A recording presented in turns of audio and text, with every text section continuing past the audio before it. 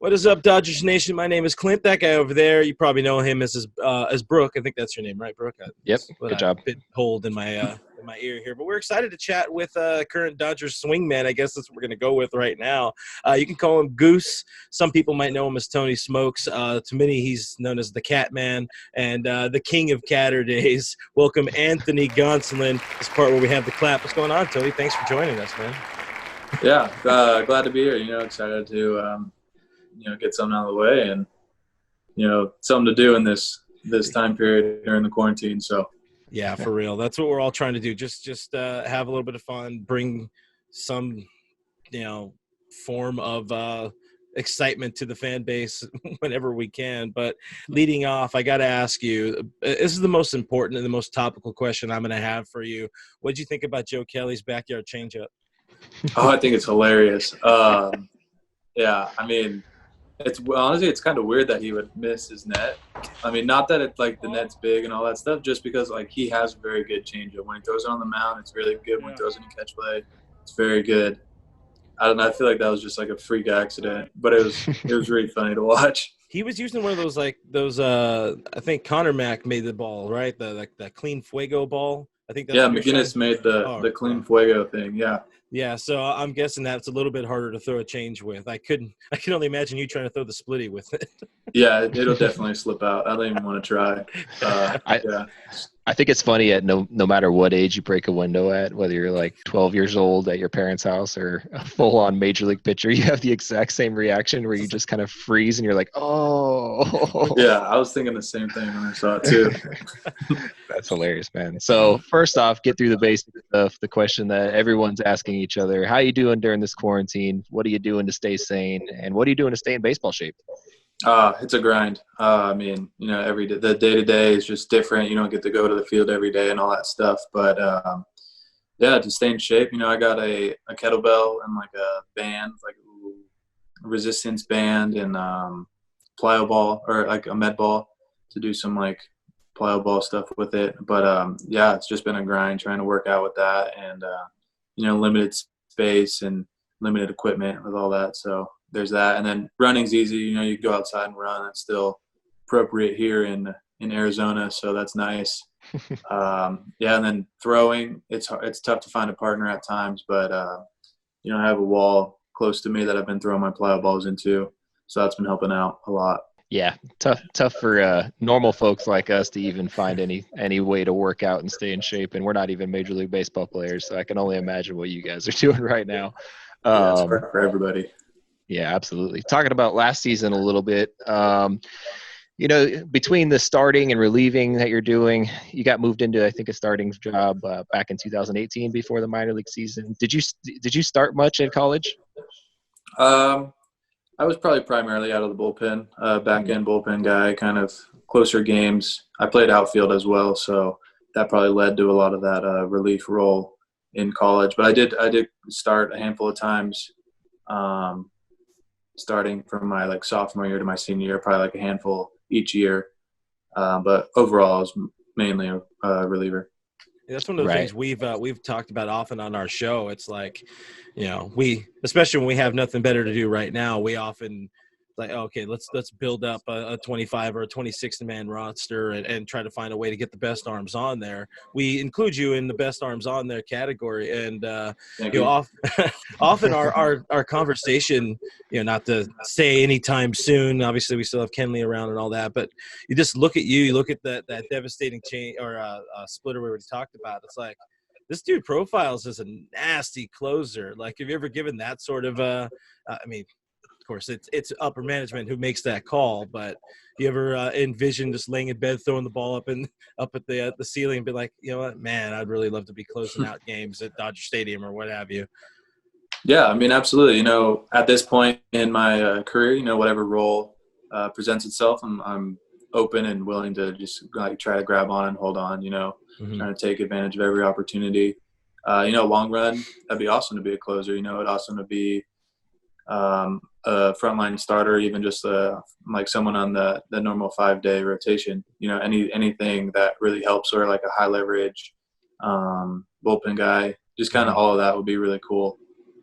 So I'm just trying to grab every opportunity. Yeah, just playing games right now would 100% be cool for sure. So last year, obviously, made your big league debut. It didn't go quite the way you'd expect, but all in all, you came out healthy, making your debut there in Arizona. Now that you're a bit further removed from that particular day, just what are some of your feelings about making your major league debut? Yeah, it's an exciting time. I definitely said this in my interview post game. It was a big learning experience for me. Granted, you're right, it didn't go the way that I wanted, the way that I envisioned, but it was a good learning opportunity. To keep grinding out there, keep going. You got to still throw strikes. You can't just get wild and walk guys. You still got to battle. You still got to compete and all that stuff. Some things don't go your way, and that happens, and that's baseball. And I think that's what makes the game so fun for everybody that plays it. Mm-hmm. Was there one moment, like one obvious moment where it hit you where you're like, oh man, I'm a big leaguer? Because Gavin Lux talks about how he got the the midnight email from the travel director, like, hey, you're going to Los Angeles, and he's like, what the heck's happening? And it didn't really hit him till I think you and Dustin May had picked him up the next day or something like that. But was there like one moment where you're like, whoa, I'm a big leaguer? Honestly, for me, it was like the moment that I stepped on the field on my debut. So it was here in Arizona, which was cool. Yeah, but it was walking out from the dugout. As soon as I touched the warning track, dirt right outside of the dugout, that's when it kind of hit me all right, this is I'm in a big league stadium. I'm a big leaguer. I'm about to start right now. So I kind of had a lot of nerves going into that, but once I stepped on that dirt, I don't know why, but the nerves kind of just went away, and I was like, all right, I got a job to do. This is what I'm supposed to do. And I feel like I was really focused, and for things to go so sideways, not great, but yeah, this is a learning experience for sure. That's great. Yeah. I mean, you talk about, a Clayton Kershaw focus. It sounds like you could just locked in and understood that you had a job. So that's pretty cool to hear. Speaking of, I mean, I get all awestruck going on Dodger Stadium field for a firework Friday nights and all that. So you can only imagine you put in all this work all your life, and then you're there, you're in a big league ballpark, and it's like, oh crap, I got to go to work right now. Yeah, I definitely take my time to be in awe. During BP is a big time for me. I can actually take in the stadium and everything around it, and really just be in awe and kind of not starstruck because it's not a person, but the stadium is just so beautiful, and everything's different. Everywhere is different in their own way, and it's just awesome to experience all of that. Yeah, for sure. A culmination of many, many years of a lot of hard work. Probably feels really good to stand out there on that day for sure. Mm-hmm. Absolutely. Talking a little bit about Clubhouse Life. This is a question that our owner really wanted us to ask you about. Being a rookie, did you get a hard time from any veterans at all? I know Major League Baseball is kind of cracking down on the rookie hazing a little bit, but did you get any jokes or pranks played on you or anything like that? You don't have to name any names if you don't want to. No, blur out their faces. I wouldn't say there was a lot of hazing. There definitely wasn't any hazing, obviously, but I wouldn't say there wasn't that much hard time either. Everyone jokes here and there, but it's it's around the clubhouse. Vets joke with rookies joke with other rookies, and vets at times. Sometimes it doesn't go over as well just because they're all right, stop that. But yeah, I had David Freese last year was a big guy for me. He took me under his wing and was my team dad essentially, and kind of just tried to shape me into I don't know, just a better human, especially at the baseball field. Freezer at it again. That was somebody Matt Beatty attributed to, Freezer taking him under his wing and kind of helping him around the clubhouse. And it sucks Freezer's gone, but that's definitely man, this guy has done just about everything. You can't watch very many highlight reels these days, home runs, World Series playoff games without saying, oh crap, that's David Freese. Hell yeah. I know that guy. Absolutely. Every time I have a question, if it was a dumb question or a really good question, Freese is always the guy I went to every time.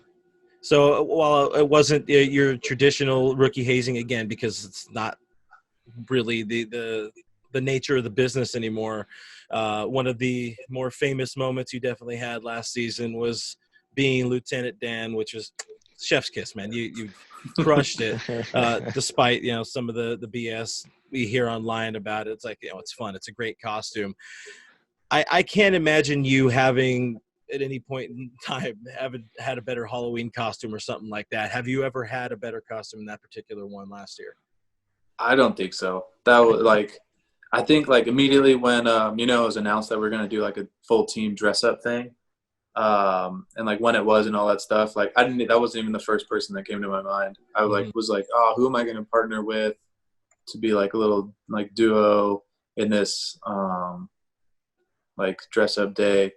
I don't think I was allowed to be with a rookie. I think I had to be with a vet or someone older, or with more experience. So yeah, I was trying to get with Freeze and do something cat related because he would have been all for it. But I think Freeze was with I don't remember who Freeze was with, but I think he might have been with Kike. Yeah, what they did the piss cup the guys. drug testers. yeah, that's right.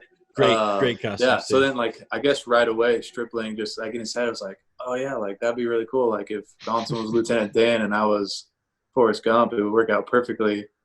And I was like, all right, let's roll with it. And then Strip put most of that together and got the wheelchair and all that stuff, and I just had to show up essentially.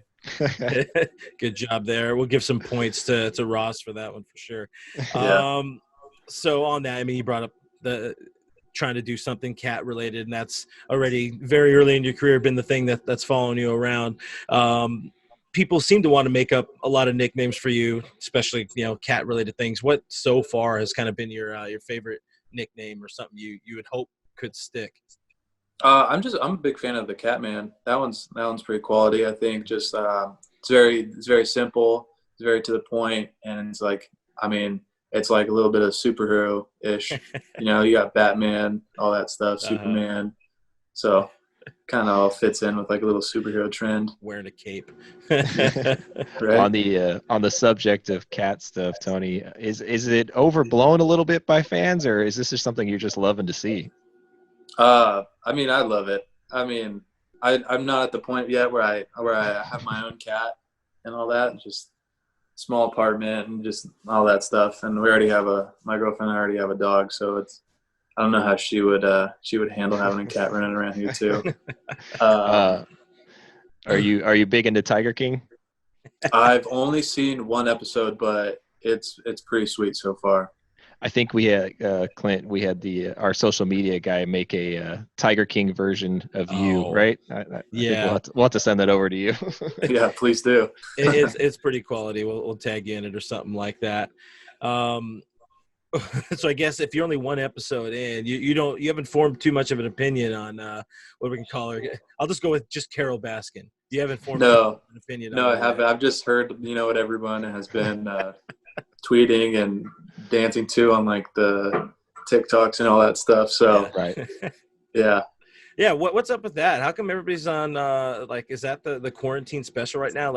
Or is TikTok paying everybody to do this sort of thing? You got Woody trying to become TikTok famous. Even Strip is doing some of that. Are you in on any of that? I don't have TikTok personally, no, but I think it's just something to pass the time. You can probably spend a full day trying to get one video to perfect it and all that stuff. So it's just a good way to pass the time in this time period. For sure. All right, man. Well, before we do let you go, we decided to change it up. Usually, we tend to do things live a little bit more. So whenever we do have people on, we can sort of pull questions. But this time we decided to go ahead and, get some questions from the audience on Twitter and all that. So we're giving the audience a segment in a way here. Leading off. Oh, cool. I'm going to set it up this way. 308 batting average as a big leader. You've hit 357 in your minor league career. So clearly the dude can hit. Tony Smokes can rake, as we like to say around Dodgers Nation. Danny on Twitter wanted to know your thoughts on the designated hitter. I'm down with hitting. Whatever I want to. It's fun. It's something that breaks the monotony of just pitching and all that stuff. So, I love hitting. It's fun to be in the box, and it's just a different way to compete. You're competing on the other side of the ball, which is nice. It just changes the pace. For me personally, that's what I think of. And then, I'm trying to hit a home run, so I want to do that before they switch to the DH. So. Yeah, well, that's the other thing too. Now you have a little bit more time. You got to like work out. Okay, what am I gonna do? What's gonna be my home run trot? How am I gonna? What's my cadence in my step? These are the things you got to be thinking about ahead of time. And then you hit a home run, you're just like, oh my, I don't know what to do. I don't know what do I do with my hands? I'm just gonna let it go naturally. I've hit some home runs in the past, so I'm just gonna see what takes over when that happens. When you're hitting as a pitcher, are you just sitting fastball the whole time? Yeah, I'm trying to read the situation a little bit. Probably overthink it a little too much, and they realize that I am a pitcher and I haven't hit that much, so I probably overthink it a little bit and then just get blown away, which has happened for sure. But yeah, I'm just up there trying to compete, trying to see something and get good barrel to it. Well, now you got the beard going, man. You're going to be looking a lot more hitterish up there. So I think that's going to instill a little bit more fear and intimidation in the opponent. So we just need to get the game going again, keep the beard, and we're going to see what happens. I'm thinking a cool 400. I'm down with that. That sounds like a good thing. There you go. So Ivan asks, people maybe don't know, growing up as a Yankees fan, a Derek Jeter fan, a couple people asked us about your start against CC the Yankees, and Ivan asked what it's like to get to hold them to one run, and then Claudia asking if you felt as cool inside as you appeared when you walked off the mound, because you looked like it was like no big deal, typical day. Yeah, no, it was an incredible experience. It was probably one of the bigger moments in last year that I like really remember. Going up there and I wouldn't say struggling in that first inning, but like getting that leadoff walk, which is not the way that I want to start that game off, but coming back with a big strikeout against Judge, and then one of my only two, which is huge, and then getting out of that inning unscathed and all that stuff. And then, only allowing one run, which is really big. But then, the biggest thing for me was just throwing against CC and against the Yankees and all that stuff, and being able to get a hit off of CC, actually, one of the couple that I got, which was actually like really cool. But yeah, it was just like a childhood dream. I mean, I always imagined I would play for the Yankees, but playing against them is the next closest thing at this point. Yeah. Too bad everybody's wearing those questionable Players pajamas. Weekend unis this time. Hopefully the next time through you get one of the better looking ones. This one, I don't know how this is going to go, but Angie asked if you could rate her cat. I think you can see. There you go. Rate her cat. I mean, that's it. How do we want to rate this? Like a scale of 1 to 10, or like? Or what do you think? As she says, I mean, what do the you first think thing that comes to me is how those eyes, just nice and bright and blue. Those are some great eyes. Good color scheme. Looks really soft. I'm down with that. Overall, a good cat. Overall, great cat. Yeah, for sure. I'm going to put that in quotes. Thumbs up of approval for sure. There you go. I'm sure she's going to appreciate you on that one. It's a good cat rating system. Tony would like it. Just thumbs up. Yeah. Go ahead. So Mookie Monster, I don't know, is that on Twitter? Clint? Yeah, it's another one. Mookie Monster on Twitter wants to know if there were any teammates that you were starstruck over meeting for the first time. I mean, Kershaw is probably the big one. I feel like he's one of the bigger guys anyway. I didn't necessarily like formally meet him, but like Chase Utley, just seeing him around the clubhouse and all that stuff, he was really cool to see. Jock, I was always a huge fan of Jock, growing up, like in the latter half, like in college and all that stuff, because he was just hitting homers every which way, and I thought I was going to be a hitter at that point. Yeah, those are probably the main people though that I can think of just meeting and being kind of in awe right away. Yeah, that's weird. I wouldn't have thought of Jock. Not anything against Jock, but I can't. Northern California. Going, yeah, well, yeah, there's that for sure. Palo Alto guy, and I was Backville, so we were about an hour and a half from each other, and just being able, like, we're in. I remember being in college and thinking I was a hitter, so we would go on I don't remember what the website was called, but we would always watch just like slow-mos of his swing, just trying to like not necessarily emulate it, but just something to look at compare your swing to. Young Jock's going up there daddy hacking every single time, and for sure.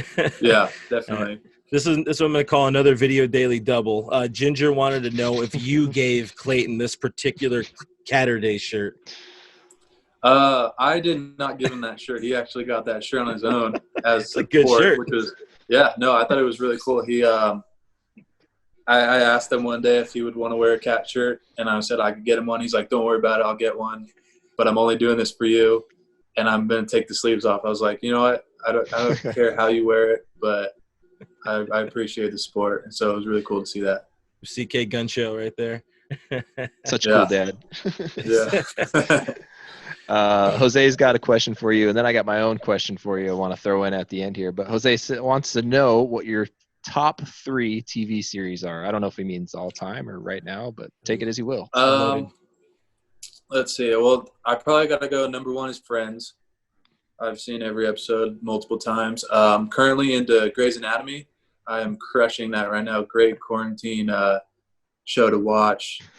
Like 45-minute episodes. They're every single one's interesting. So that one's up there too. Very, very close second.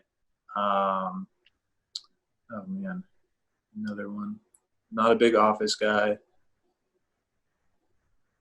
I can only think of 2 big ones right now. I would have to look at my my Netflix list at this point, but there's so much content. Yeah, like people usually so like, oh, I have the one I'm watching right now, and that's it. So, props to even coming up with 2, because those are always. Actually, I just thought of Ozark. Ozark. The new season just came out, so I've been watching that as well.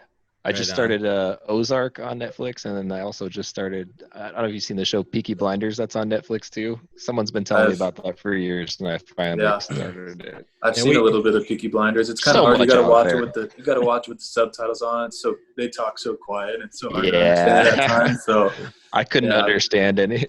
We just watched that HBO show McMillions. Absolutely. McMillions was like it's so good but so bad and so frustrating, but like visually stunning. It should have been half as long as it was. That's my rating. I am not a movie or TV critic, but that is my rating. I agree. I've seen like 3 or 4 episodes of that one, and I'm right there with you. I feel like it could have been like taken down a little bit in the time wise, but it's pretty good so far. And you don't even realize that that's happening when it's happening. For real. The last question that I had is, are you a beer drinker? Occasionally, yeah, for sure. Favorite beer is probably a Blue Moon, something like that, like a wheat beer is probably my go-to. All right, not Modelo time, fool. We're Modelo girls around here. We just gotta know that we're talking to beer drinkers. Yeah, I mean, I'm down with the Modelo. We're Dodger Stadium kids, so we drink Modelo.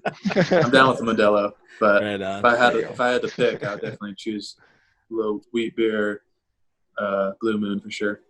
Right on, Tony. Well, we appreciate your time. Obviously there's not a whole lot doing for people to do right now, but still, like the fact that you come on here with us, spending 20 minutes with us or whatever it is, it means a lot to us.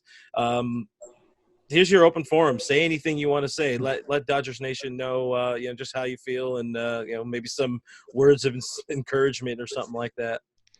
Yeah, I mean, all I would have to say is just miss you guys, miss the fans, miss playing in front of everybody. Hearing everyone cheer for us as we take the field, and anything that happens, and always supporting us. Always remember to stay safe out there, and we'll get through this together. Right on. We appreciate you, Cat Man. Have a good one. Clint Brooks, thank you so much. I appreciate it.